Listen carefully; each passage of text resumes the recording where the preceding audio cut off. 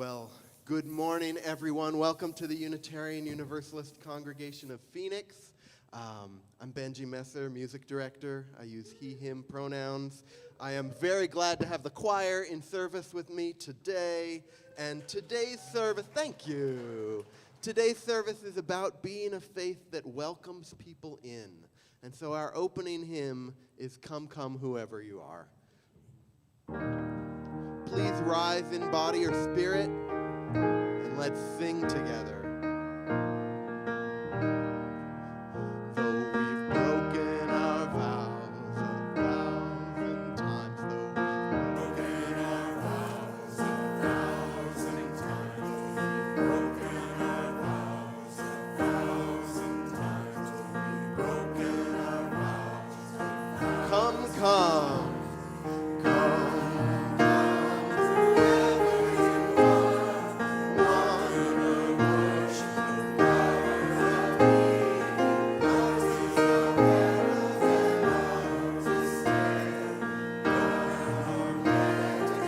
Whichever part you want.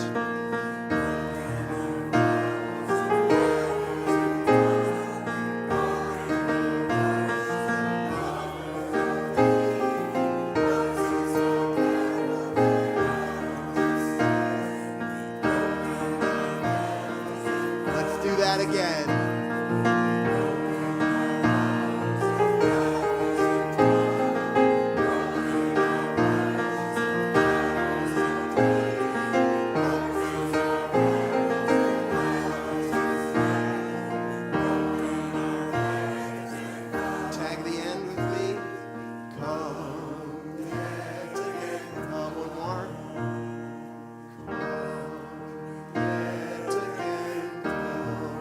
Remain standing for our chalice lighting.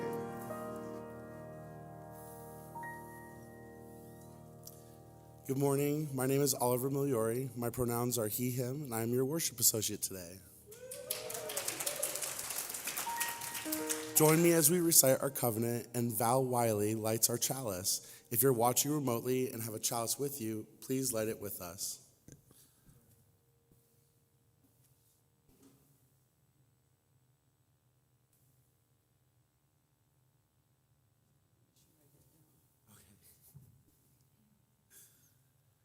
Love is the doctrine of this congregation. The quest for truth is our sacrament, and service is our prayer. To dwell together in freedom, share our strength and fellowship. Thus do we covenant. Please be seated.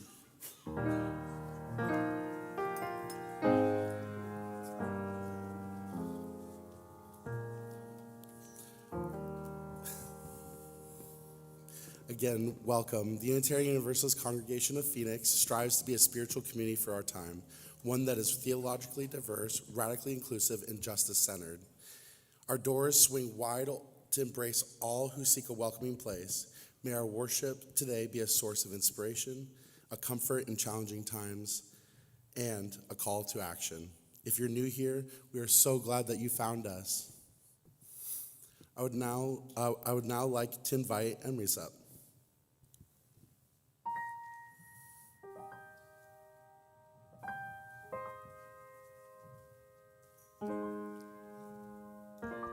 Good morning. I'm Emrys Staten, our pastoral backup minister, while Reverend Christine is on sabbatical.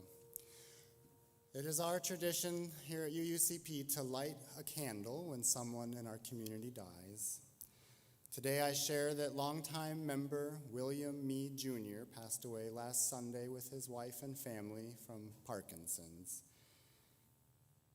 Bill joined our congregation 19 years ago in 2006. He enjoyed participating in the book group.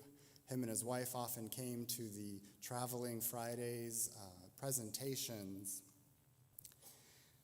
And if you are comfortable in the brick orange chair that you're sitting in, or you like the carpet that your feet are touching, Bill was part of the sanctuary committee that did a big facelift here, an upgrade about 10 years ago that got all the new chairs and new carpet. And I'm always grateful to Bill and the others in that committee because they envisioned a sanctuary that was flexible, that we could move things around, that was low maintenance and yet still beautiful. And so in honoring Bill's legacy today, I light a candle, and may we just remember him and all who have contributed to this community and this building in so many ways.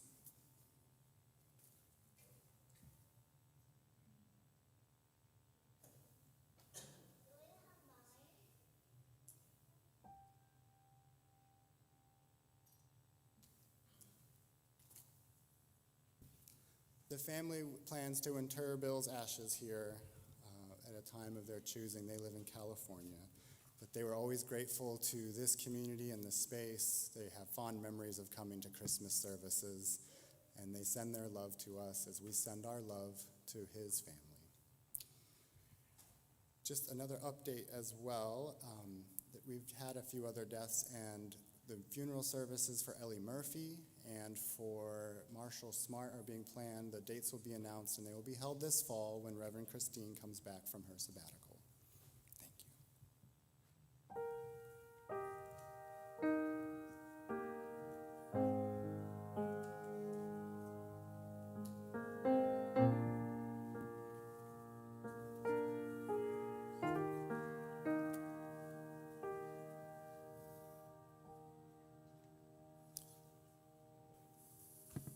So, as was mentioned, our minister, Reverend Christine Dance, is on sabbatical until the end of July. And during her sabbatical, we're hosting many guest preachers. And today we are thrilled to have Adrian Graham joining us for the first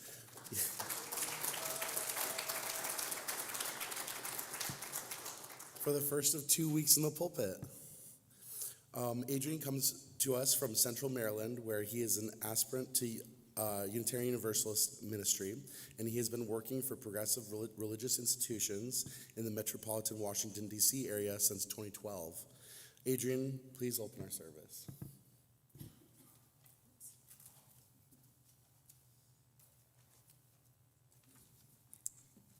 Thank you, Oliver. Thank you, UU congregation of Phoenix. It's wonderful to be together with you in all this glorious heat. It's wonderful. I love it, actually. So thank you.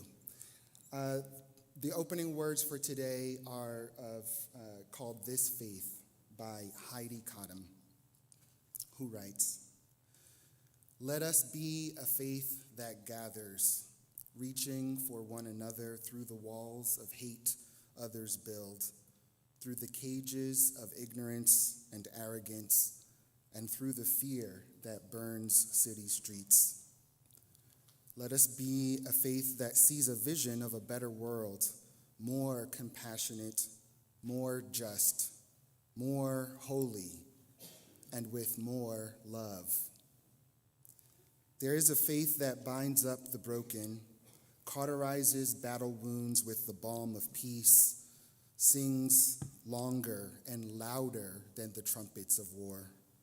Let us be that faith too. Let us be the ones who do not tread lightly in this world, but light it up with our love, who hold up the mirror of worth and dignity, who are the sanctuary others seek. But first, let us be a faith that worships together, here, this morning, in this space, at this moment. Let us be a faith."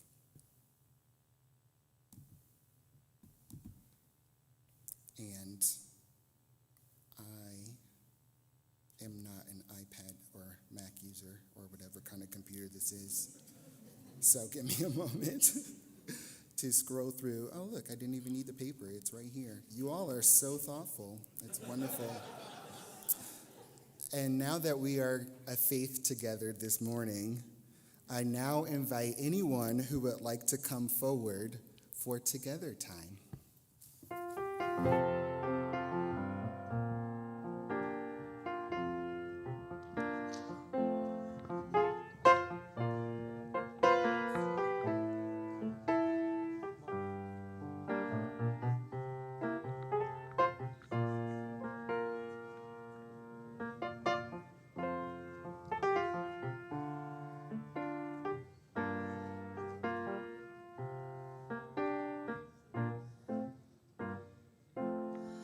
Good morning, everyone.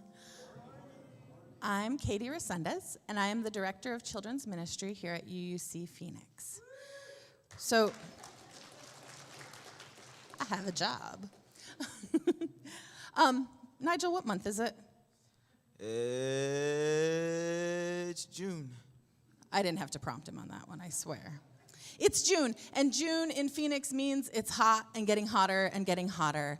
And the past few years, and maybe even before that, we have made the good practice of letting our building have some time to rest, whether it be because there's construction going on or just because we know that the building needs some time without us so its ghosts can run around, so that the snakes can come back in, all those things, right? We need to re-desert the building. Right now, though, that means we have to do some work to get the building ready. We've already talked today about some ways in which we are caretaking for our space and the which way we're caretaking for our community. But there are a few things that we need to think about, and these are things to think about for after service. The first is that there is a beautiful model of campus, a vision of the campus, that's back there that is going up to the archives, but it's very big. And what do we know about moving very big stuff, Nigel? Because kids camp, we move a lot of very big stuff. A lot of stuff falls like dominoes, especially in the heights. So, the heights are cleared out, there is space for it, but we need people to help lift it. People who are tall enough so they can see each other over it. So Tiffin, it's probably not a chore for you, because you probably can't see over it. But Annalise, who is very tall, can probably help with that. But we need some people after service to help with that. We also have a coffee table that is very broken, and I was calling it the Sanctuary Death Trap. We have moved it out of the sanctuary 4 times. Guess where it is this morning? Sanctuary. We need to just get it out. There's a few things like that. Also, the lost and found, I don't know how many of you noticed this, but every year at the end of June, we put the whole year's worth of lost and found in the lobby or in the sanctuary so that it can actually go somewhere. And then the first week of August, it all goes to Goodwill. Okay? But right now, it's all in the Johnson room. But Katie, the Johnson room's closed. Oh, yeah. Huh. How will we get all the stuff from the Johnson room to over here? We have a key, it's not locked. How should we do that? I think that we should all separate and go individually and try to do it on our own. Yes, that's a great, oh wait, no. We're not gonna all go and do it on our own, right? Interdependence. Light amounts of child labor, some elder labor. So after service today, if there are things that you are willing to help out with, if you have hands, especially if you've been helping stack chairs, if you could help look around the rest of the building and find a few things, it would be great. And Benji, you have a suggestion.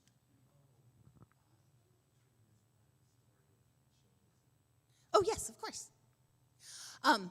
Because a lot of you have been amazingly helpful in camp, with camp, by using your hands to stack chairs. Guess what? You did it. You're all done. You don't have to do that anymore. Thank you so much. Until next June.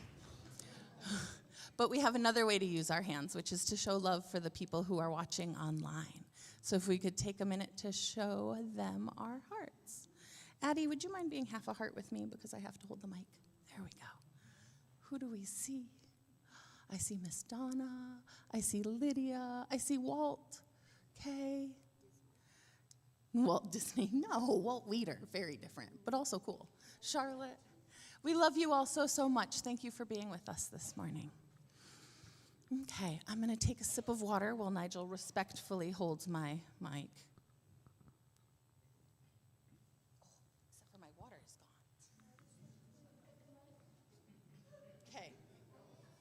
No, I have no idea where it is. This story is going to be exciting. Okay? They weren't always a people of the sea, always wayfarers, living in boats. Everyone should have a mom or a mother-like figure in their life. Who knows where your water bottle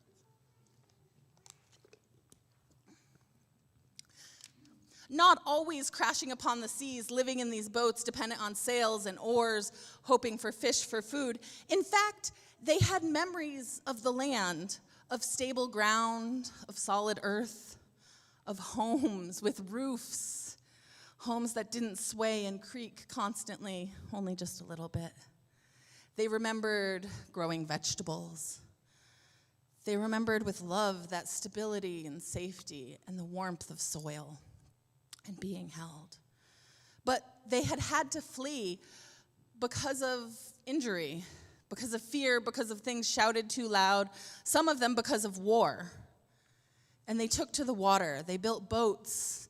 Many of them crafted boats themselves by hand or pairs of one or two, sawing the wood, hammering, gutting out logs to be canoes, and setting off to figure out for themselves how to survive and where to be next and who to be, because despite the solid ground, sometimes the solid ground was painful and was a hard place. They sailed and sailed and sailed. And there was one isthmus, one point of land, some rocky shores, that many of the people of the sea found themselves crashed on, beached on, their boats splintered. And there were no trees here. There was nothing new to build with. And in fact, when they looked out at the sea and at the land, they didn't want to build a new boat. They wanted that solid feeling they had left. They wanted to walk without their sea legs. They wanted to let the fluid in their ears settle. And so they built a new type of dwelling, a stone dwelling that had a big, big base. And it was round in shape to remember the roundness of the boats rocking them. They came together and with their hands laid stone upon stone in this big, big base. And even as they were building, more people of the sea would come. More boats would crash upon the rocks and on the shores, and they would need comfort and a place too, and they too didn't want to go back to the sea. So they added their stones, and together they worked. And what they realized was the taller that they built this structure, the more and more stones they laid, the more people that would come. And the more people that would come, the more people they had to help, the more songs they had to sing, the more soup recipes they had to share. And they built it up and up and up and up. And eventually, it was a tall tower sticking out on this one piece of land. And the people learned to farm the land beyond it, but they took care of their tower. More and more people came, and when people crashed and would say, "I'm injured, I'm hurt, I don't know what to do or where to go," they would say, "We know. We don't know your wounds specifically, but we know how to care for you. And we will care for you, and you will find yourself strong, and you eventually, too, will use your hands that are now injured to lay these stones and to help build up our tower." And what happens when grown-ups congregate more and more in a place is that eventually there were children. And children who had always known the land and always known this great stone tower, and who did things like look at the rocks and say, "I can whistle through this rock." Whew. And an older brother would say, "Yeah, that means there's a hole," because older brothers are like that. And the younger ones would say, "I know what fills up a hole," and take a scoop of mud and mush it together and shove it in those cracks and crannies and make the whole tower stronger. And in fact, the children realized that yes, the tower was good, and during the day when sailors needed to see the tower, they could see it, but at night, when it was darkest and hardest, you couldn't see the tower. So the children had an idea, and like the children at UUCP, it involved explosions and dangerous ideas. They wanted to bring a flame to the top of the tower so that there would be a light, so that people could see it. And the community said, "That's ridiculous and dangerous." And for a few months, they kept telling each other it was ridiculous and dangerous. But every single one of them at night would go home and scheme about how to do it, while still in the day talking about how ridiculous and dangerous it was. Then one day, a very, very willful child stood up. I like how many people just looked at Tiffin, stood up and said, "Fire, tower, top, now." And the people said, "Oh, yeah, it's time." Because storms were coming, and they knew that bad storms were coming, and so they figured out how to do it, and they didn't form 10 million committees. They didn't do all of those things. They took all of their ideas and said, which ones are good, and did it. And they put a fire on top of their tower that they could light so that other people who were suffering in the seas from these terrible storms, who had been tossed from here to there, who could not go back to their homelands, were able to see the light and to come. And those who had built the tower originally had become the elders. And the children who were there became the architects, adding new pieces and bits and pieces, and everyone working together to create what this tower was and what this community was. And people came and people came. But the amazing thing that happened was that the elders knew in their hearts that they could rebuild this. They had known the pattern before. They knew it this time. This structure was theirs. The magic of something you create with your hands is that if it gets destroyed, you can create it again. And the children were strong because they had never known anything but the safety and comfort of the lighthouse. They never questioned their right to shine. And so when things got really, really bad, when the clouds covered the sky for months, when there was storm after storm after storm, it was the children and the elders who knew that it was time to find the next place and the next thing and to help spread the lighthouse further and further, whether it be by building more lighthouses or just sharing those soup recipes. And it was the children and the elders who were confident and strong and believed. And they turned to the people who had just come and said, "Hey, can you help me build a boat?" And they sailed off.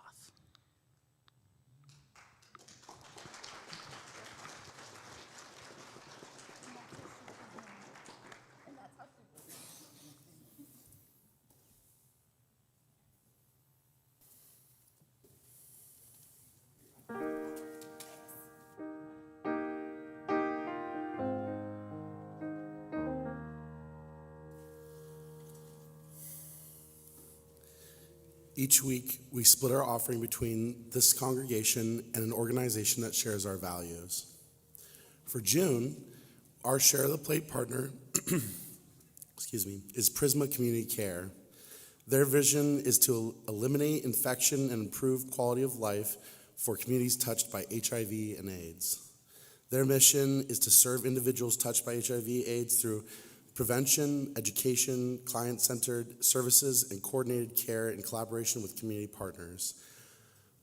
Also, I would just like to add my own little personal tidbit here about my own experience with Prisma Community Care. I was actually diagnosed with HIV in 2015, and without Prisma Community Care, I would not have been able to access the life-saving HIV medications while I was still on my parents' insurance.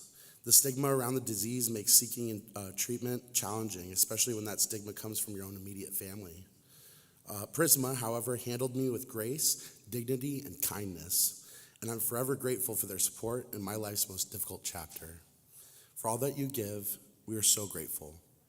Ushers, thank you for your willing hands in helping us pass the plate.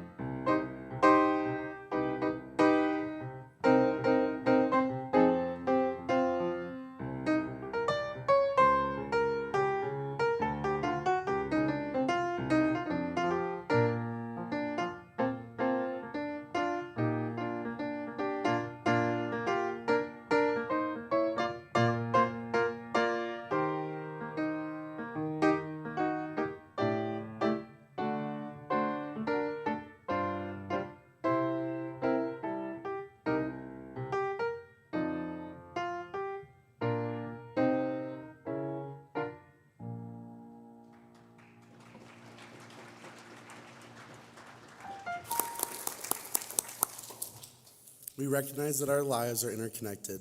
Part of our journey as a community is sharing our significant milestones, joys, and sorrows. Before we share our individual joys and sorrows, I invite our incoming board presidents, Shelley Stevenson and Jeff Anderla, to share one on behalf of the congregation.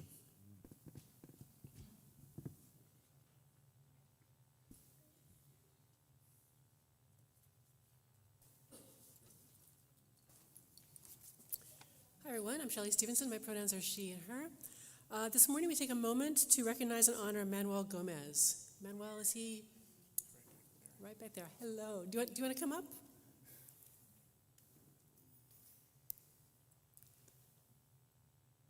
So Manuel has been a dedicated and steady presence in the UUCP community since September 1st, 1992. Nearly 33 years of service.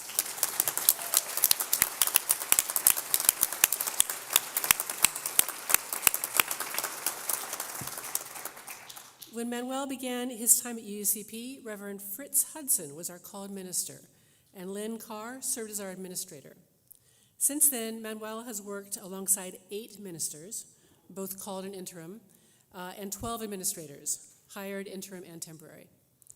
Over the decades, Manuel has seen the UUCP campus evolve through countless changes: construction projects, building renovations, office relocations, and room transformations.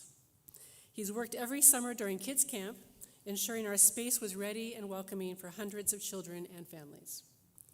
He has also faithfully supported our weekday tenant, Desert View Learning Center, DVLC, acting as their on-site custodian and helping start their days with a clean, prepared learning environment. Hi, Jeff Anderla, he, him, incoming board president, not till July 1st. We announced last month at the annual meeting that for budgetary reasons, after long deliberation and tears and with heavy hearts, the board has eliminated Manuel's position. This is his last week working for us. However, he will continue to support Desert View Learning Center, which means during the week, you'll still see him in the mornings. Manuel's behind-the-scenes support has helped hold the physical heart of UUCP for generations of members, staff, and visitors. We are deeply grateful for his loyalty and service, and we honor the legacy he leaves behind. Please join us in thanking Manuel for his incredible contributions and wishing him all the best in the next chapter of his life. Thank you, Manuel.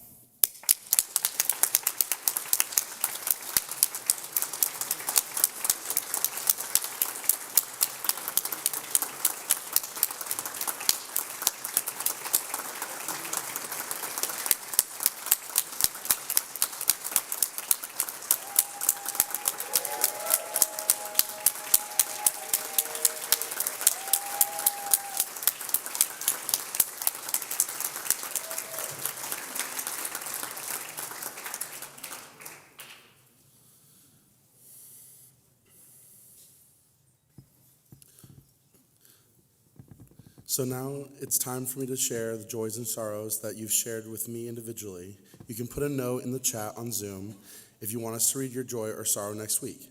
Fill out a card before service at the small table in the back of the sanctuary. So today, Michelle Morgan and Sam Kirkland share that they're sad to repost one of our dearest friends passed away last week. We will travel to Michigan later this week for the service. From Pete Creelman, I came within a hair's breadth of either a very serious or fatal auto accident on June 15th, returning from UUCP. I looked to my left at the intersection, and a car with a crazy driver ran, I think they ran the red light. So scary. I'm so glad that you're safe. Oh my goodness. People need to pay attention. I don't understand. Cassie shares with us that Today she is celebrating her 1 year soberversary.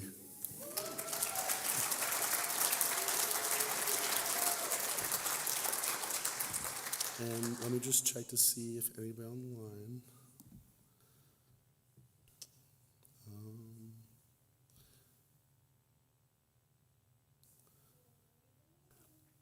From Efia, my joy is happy birthday to my mom, who will be 82 this week.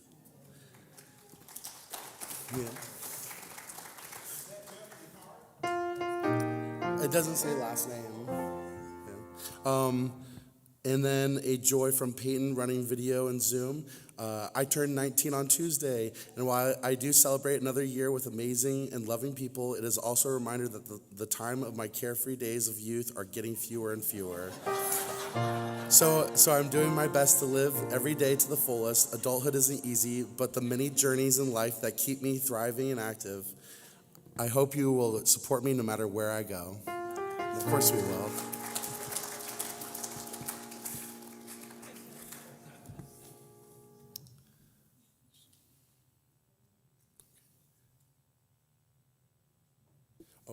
May our joys and sorrows, those named and those held in silent sanctuaries of our hearts, help us draw closer and care for each other.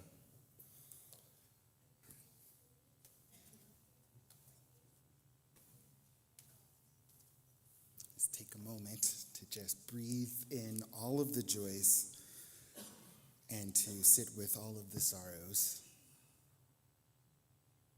It is a blessing to be in community together and share the ups and downs with others.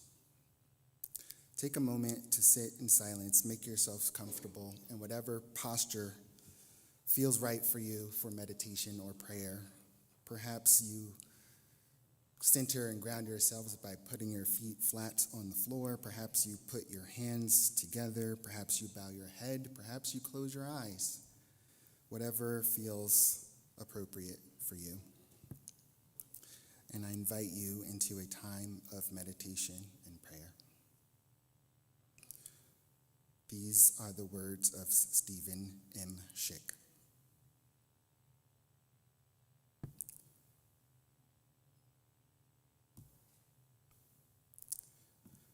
Spirit of life, God of love, we are entwined in your delicate web of mutuality. The life energy that makes us reach for the sun also moves us to become wrapped, like the strong, bittersweet vine and the delicate sweet pea, around those we meet and love. Here, in the tangle of our daily lives, we feel your pulse and sense what it means to be alive. Here, twisted and knotted, we thrive, seeking the light that will pull from us the fragrant blossom of love. Spirit of life, help us to experience the beauty of your interwoven and intricate web, that we might always, always embrace without reserve all those whom our lives touch.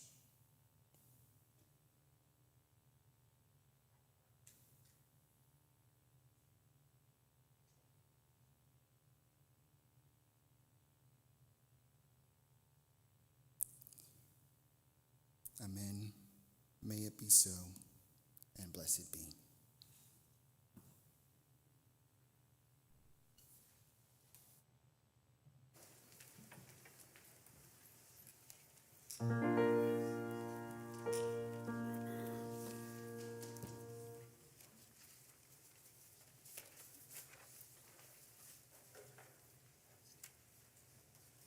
Here's a song about standing by each other by Melanie DeMore.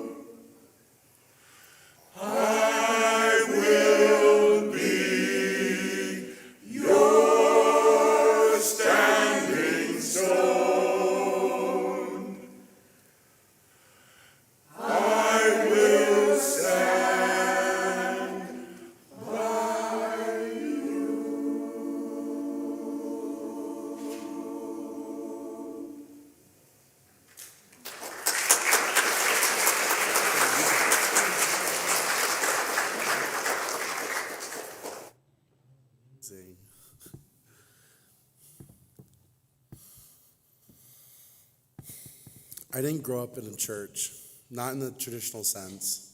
I never belonged to one faith. I never memorized hymns or came home with crafts from Sunday school, but I did wander. I wandered into a synagogue with some of my Jewish friends where the rhythm of Hebrew both felt foreign and sacred. I tried out Christianity for a while, and Wicca too. And for a time, I believed incense and moonlight might be the closest thing to being holy, or to holiness. But even with all that wandering, I never really felt lost. I was just looking. Not for a specific God or a specific doctrine, but for a feeling, for quiet, for moments of inspiration, for something that felt like home. And then I found Unitarian Universalism. No one asked me to check off a box or pledge allegiance to a creed, and no one blinked when I said, well, I'm not really sure what I believe today. I'm just trying to be kind and stay grounded. And I didn't have to be certain, I just had to be curious and honest, and most importantly, human. There was no altar here, but there was reverence. Not one holy book, but many. No demand for perfection or an invitation to grow. Only an invitation to grow. And I thought, oh, well, it's like I can finally take a breath. I keep showing up because this space reminds me that there's strength and softness, and that listening deeply is a spiritual practice. That asking good questions, it can be just as faithful as giving right answers. That love at its best is not about rescuing people, it's about sitting with them. It's about witnessing and being with. When I think about why I'm here and why I return week after week, it's not because I found some final truth or anything like that. It's because I found people who let me be like unfinished, who let me be spiritual without being certain, who said, you're welcome to join us as you are, wherever you are in your journey. And that means everything to me. So I didn't grow up in a church, but now I get to help shape a spiritual home I wish I would have loved as a kid. A place where anyone searching for meaning, for breath of air, for belonging can walk through the door and be told without condition, there's room for you here.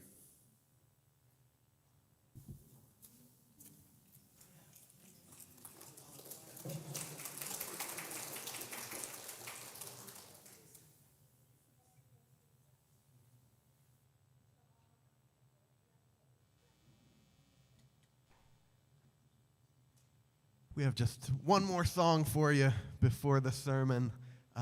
It's by Reggie Harris, who, I don't know if you know Reggie Harris. He had a really wonderful career presenting African-American folk music, and particularly doing shows about the Underground Railroad. And he's a real historical student of folk song. Anyway, this is one of his songs that he wrote. The chorus is call and response. I'll do the call. You do the response with the choir. And it goes like this. In the shelter of each other, in the shelter of our lives, we are open, we are dreaming, we are hopeful, we are wise. We'll do that again. That in the shelter of each other, in the shelter of our lives, we are open, we are dreaming, we are hopeful,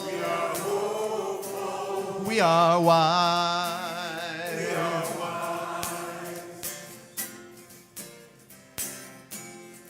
You know that many times the weight of the world crashes in.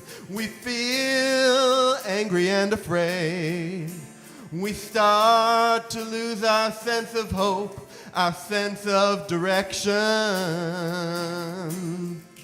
And isolation, we have learned, will not bring much in return if we truly cannot learn to live as one. Right in the shelter of each other. In the shelter of our lives. We are open. We are dreaming. We are hopeful. We are wise.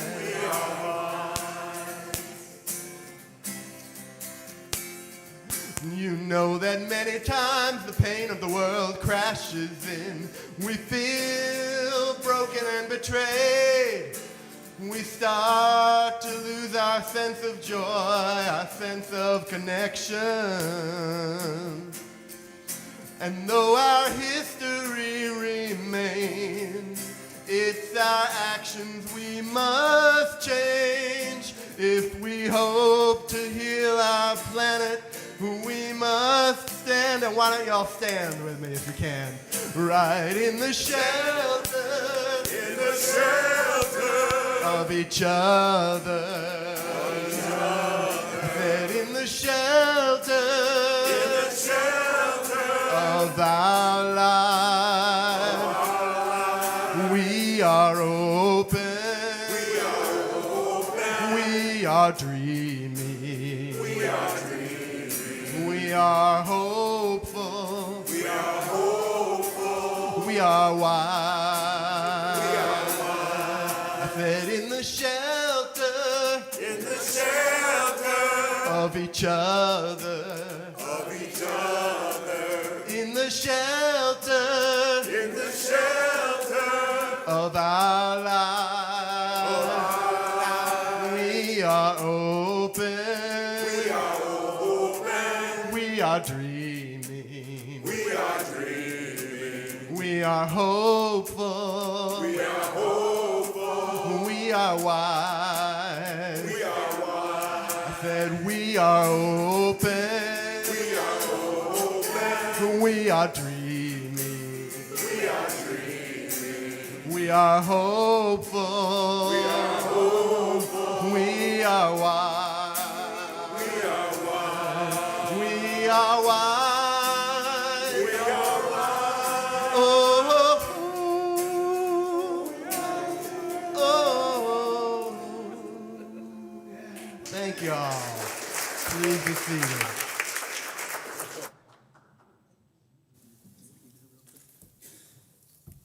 Scene change.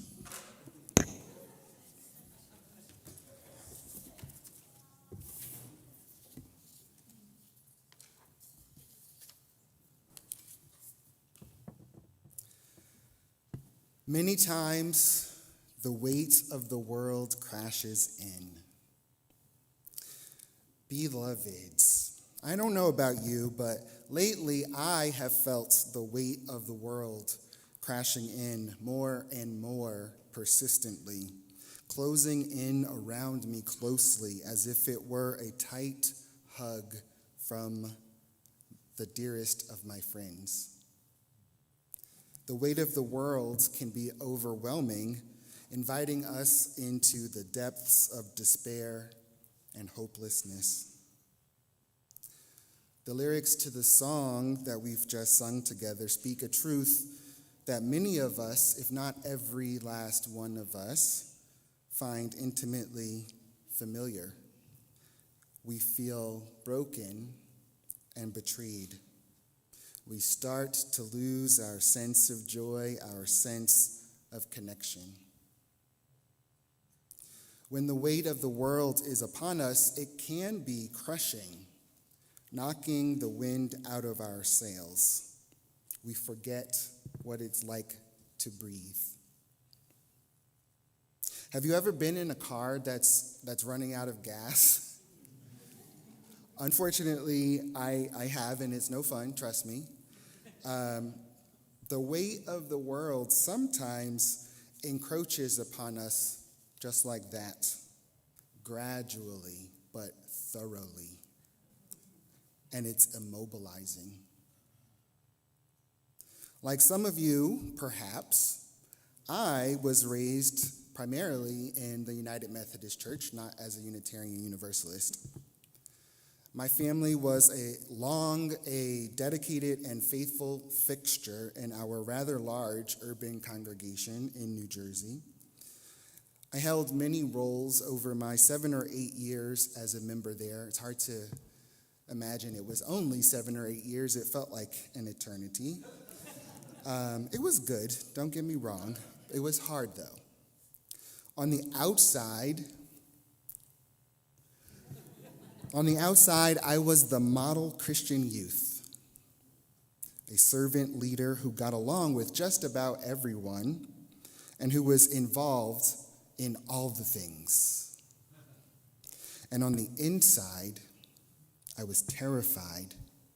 I was a wreck of a human being. I was depressed. I was scared to death that I would not be able to keep up appearances, and that someday my deep, dark secret that I was gay would come to light, and my life would be over. My own inner flame snuffed out by ignorance and bigotry dressed up as piety and Christian love. The weight of the world was indeed close and heavy. Now, the details of your own experience may vary in ways small or great from mine, but I imagine that you can think of situations in your own life that made you feel crushed and immobilized, not sure where to turn or what to do next. And if you can't imagine such a thing in your life, then bless you. Maybe there's someone else in your life that you hold dear, whose experience you can hold gently in empathy for just a moment. The weight I am holding today includes the recent ruling by the Supreme Court of the United States upholding Tennessee's ban on gender-affirming health care for transgender youth. The weight I am holding today includes a seemingly never-ending barrage of executive orders whose purpose seems to be the creation of havoc and a general sense of dis-ease, both here in the United States and around the world. The weight I am holding today includes the knowledge that there is ongoing strife, war, and threats of war all around the world, paired with the helplessness I often feel to do anything about it. Do you ever feel that way? It's a lot to take in. It's a lot to hold. It's a lot to carry.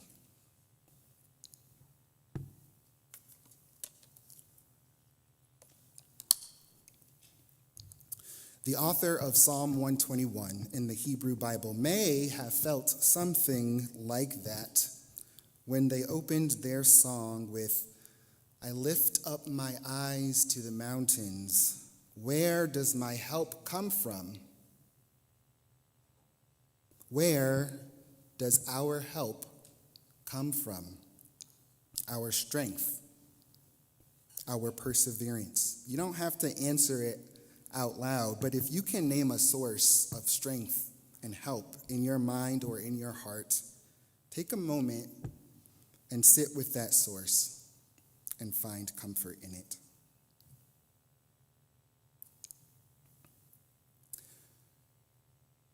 The book of Genesis opens the Hebrew Bible with grand mythologies offering an etiology or an origin story for the world and its inhabitants.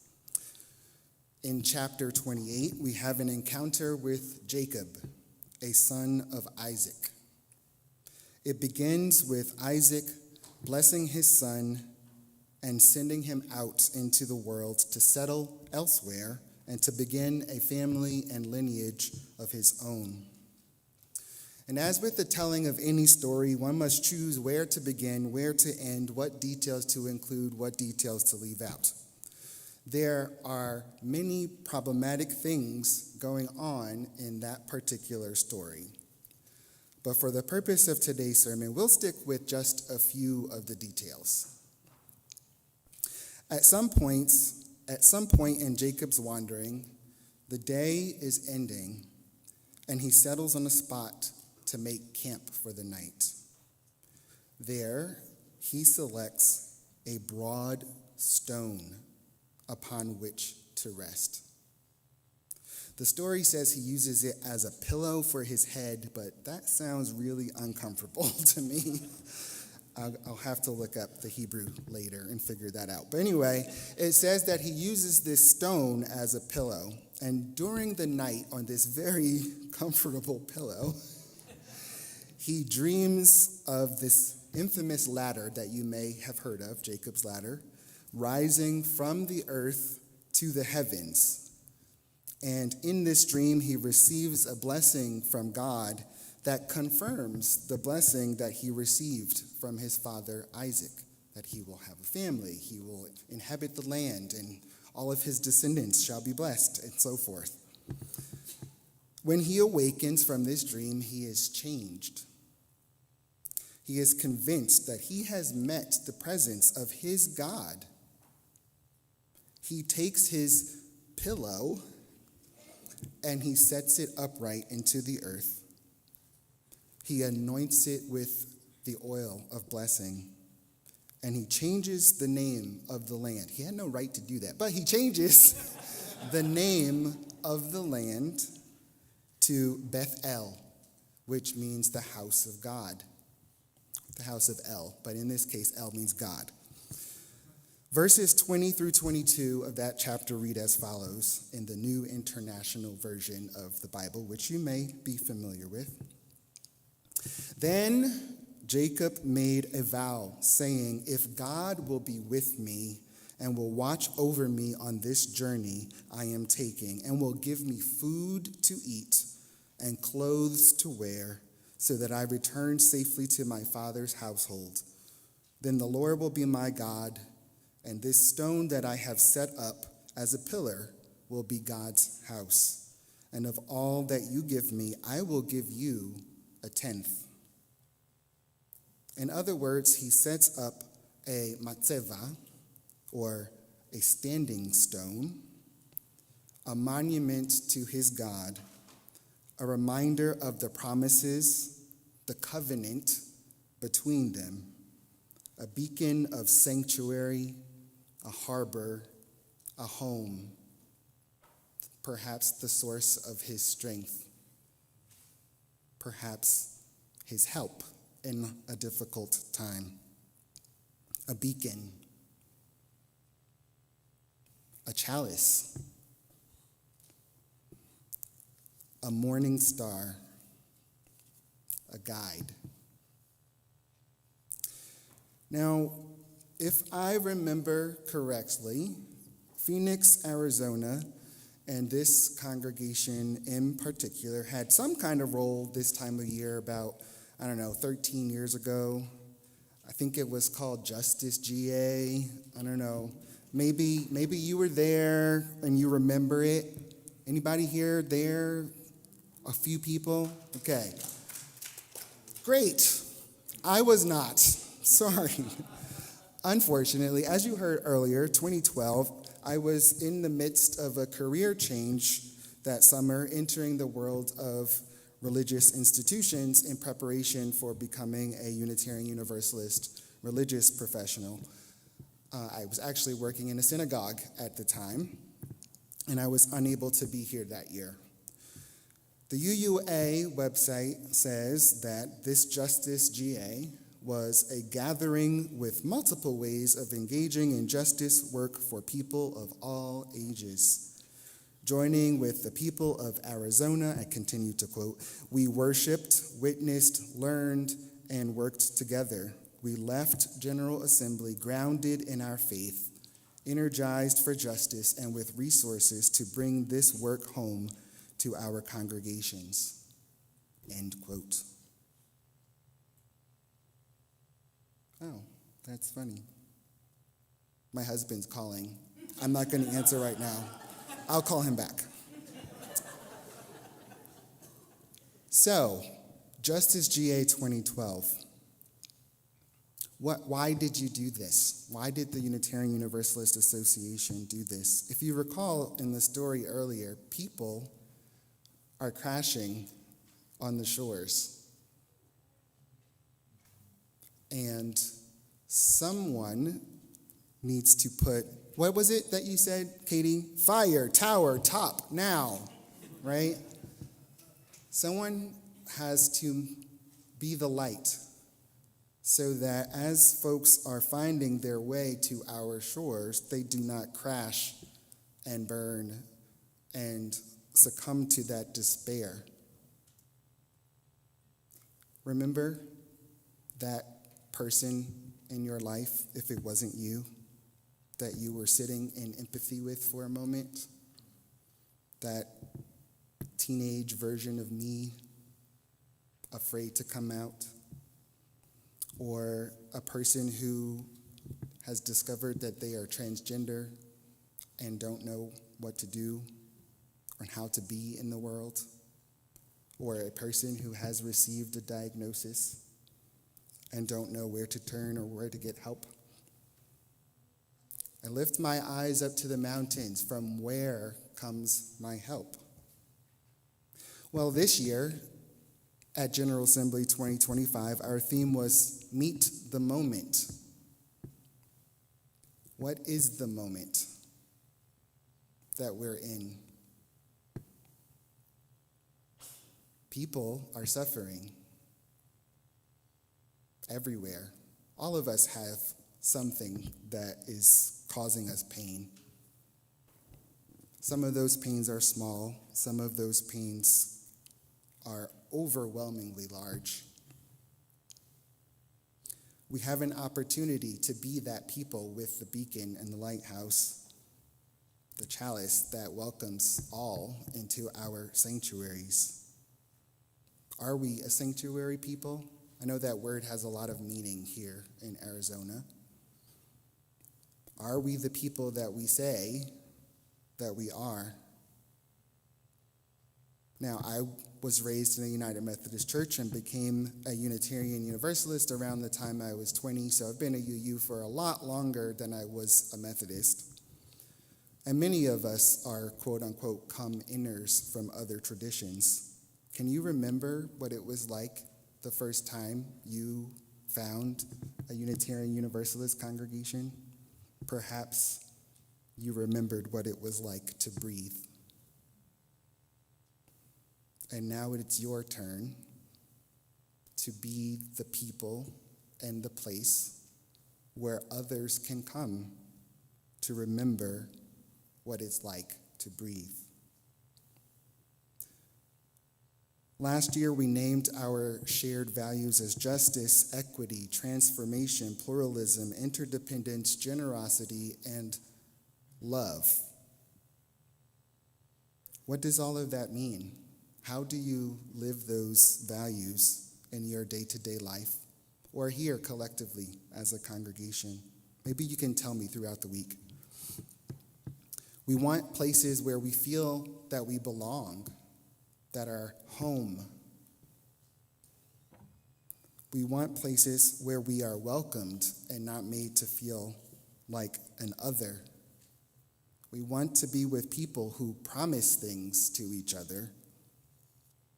We want to widen the circle of embrace until it holds all people, all beings, all of this blue boat home that we share together. If you remember from the story in Genesis, Jacob makes a vow when he puts up his standing stone, his support, a monument to his support, his relationship with God. And what does he do? He makes a vow. He says, if God will be with me and will watch over me on this journey, so if my help and my source of strength remains with me through the journey of life, what will I do once I've received that constant support and help and strength? If God will give me food to eat, clothes to wear, so that I return safely to my father's household, then the Lord will be my God, and this stone that I have set up as a pillar will be God's house. And of all that you give me, I will give you a tenth. What does he ask for? Food to eat, clothing to wear, safe passage to return home, shelter, a place to live. For those of you who have studied Maslow's hierarchy of needs, you might recognize these as basic human needs. Like you can't focus on higher things unless you have your basic needs met. And we are in a moment in this country where we are removing basic needs from a lot of people. What is our response as Unitarian Universalists to this moment? What kind of standing stone will we be? Are we there for each other? Are we there for everyone else, the other that shouldn't be the other? These are good questions for us to reflect on in our quiet moments and perhaps in our not so quiet moments together as we struggle in community. But today I want to remind you that love is at the center of all that we do, and it is the force that keeps us going, that keeps us persevering, that keeps us together as a community of support in all of our joys and in all of our sorrows. We have to absorb that message. One of the reasons that people go to church or to synagogue or to temple, one of the reasons that people belong to a community of faith is to absorb the universal messages that they offer and to be transformed, to be better. We need to absorb the message of love and not despair, to be a sanctuary, to be a beacon, to be a place of healing and home and safety and nourishment. We have to be that light. We have to be the welcome.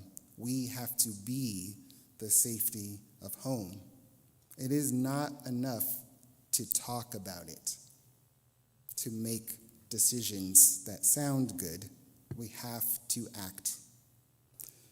Change is hard, but to be truly welcoming, it requires change.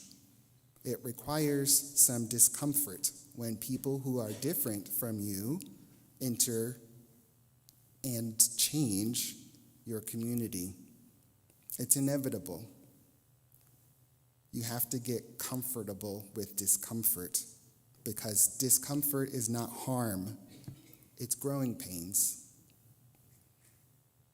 For each child that comes here is building that lighthouse upon which you are the light of safety and sanctuary. For each child that's born into the community or brought into the community, as the case may be, A morning star rises and sings to the universe who we are. Who are we? What song are you singing into the universe? I would say that you are the morning star, that fire, tower, top, now. It's urgent. Now. Not tomorrow. Now. It is time for the morning star to rise and herald a new dawn. If you don't know what a morning star is, it's the thing that shines in the sky before the sun comes up. It lets you know that it's coming. It's not there yet, but it's coming, right? So Unitarian Universalism can serve as a morning star. It says that the beloved community is right there, and it's coming. Can you see it? Can you be it? Folks are here now, and many more are coming. The world needs us. The world needs you. I need you. We need one another. We are not alone. We are the standing stone, the source of the strength and the help that we are looking for. We simply must embody the values that we say we have. Ashe, may it be so, and amen.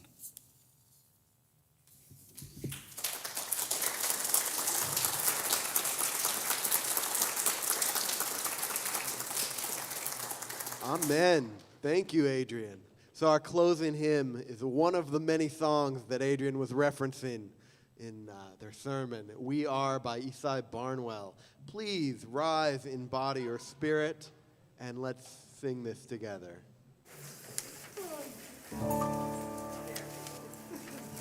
For each child that's born, a morning star rises and sings to the universe who we are. For each child that's born, a morning star rises and sings to the universe who we are.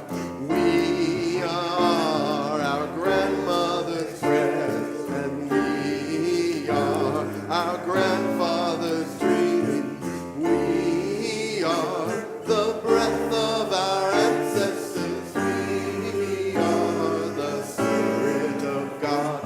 We're mothers of courage, fathers of time, daughters of dust, and sons of great vision, sisters of mercy, brothers of love, lovers of life, and builders of nations, seekers of truth, keepers of faith, makers of peace, and the wisdom of ages. We are our grandmother's prayers. We are our grandfather's dreams. We are the breath of our ancestors. We are the Spirit of God. For each child that's born, a morning star rises and sings to the universe who we are. For each child that's born, a morning star rises and sings to the universe who we are. Again. Each child that's born, a morning star rises and sings to the universe who we are. For each child that's born, a morning star rises and sings to the universe who we are.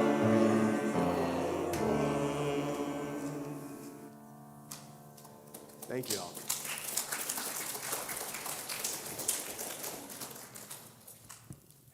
After service ends, are we doing coffee hour? No, I didn't think so. So there will be no coffee hour in the Johnson room, just across the patio. And noon activities will be listed on the screen. Adrian, please close the service.